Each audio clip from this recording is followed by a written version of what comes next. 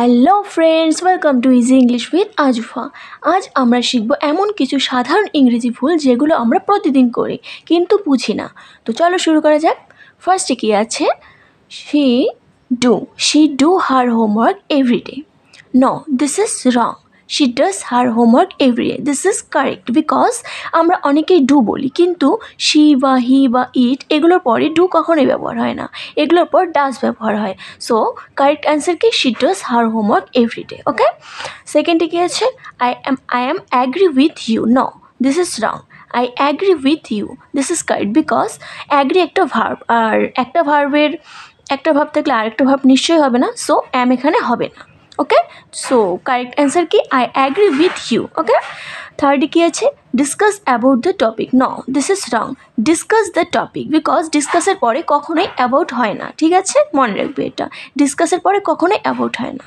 ওকে, so correct answer কি? Discuss the topic. ফোর্থে কী আছে? I did not knew that. No, this is wrong.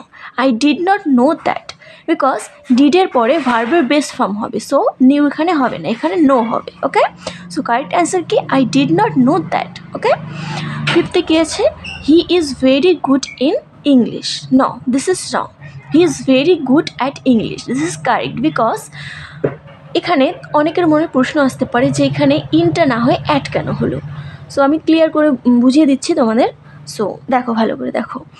Good at তখনই হবে যখন কোনো স্কিল বা সাবজেক্ট বা অ্যাক্টিভিটি বোঝায়, মানে কোনো কিছুতে ভালো। ওকে, উদাহরণ হিসেবে বলতে পারি, যেমন ধরো she is good at dancing, সে ড্যান্সিংয়ে ভালো।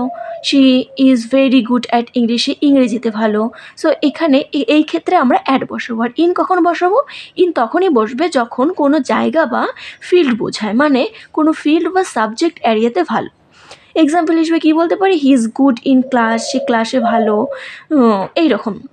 এইরকম ক্ষেত্রে গুড ইন হবে, মানে কি বললাম, কোনো মানে ফিল্ড বা সাবজেক্ট এরিয়াতে ভালো, এরকম বোঝালে গুড ইন হবে। আর একটা আছে, ওটা অনেকেরই প্রবলেম হয়, গুড উইথ। গুড উইথ কখন বসে? যখন মানুষ বা বস্তু বোঝায়, মানে কারোর সাথে ভালো সম্পর্ক বা ভালো ব্যবহার করলে গুড উইথ হয়। এক্সাম্পল হিসেবে কী বলতে পারি? She is good with children, সে বাচ্চাদের সঙ্গে ভালো সম্পর্ক, ভালো ব্যবহার করে, এইরকম ক্ষেত্রে আমরা গুড উইথ বলবো। আরও একটা এক্সাম্পল হয়, he is good with computer, সে কম্পিউটারে ভালো দক্ষ।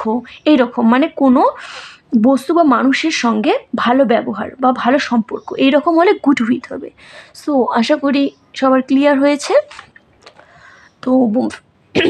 তো ফ্রেন্ড, আজকের মতো এই 5টা ভুল মনে রাখো অ্যান্ড কমেন্ট করে জানাও তোমাদের সবথেকে বেশি ভুল কোন জায়গায় হয়।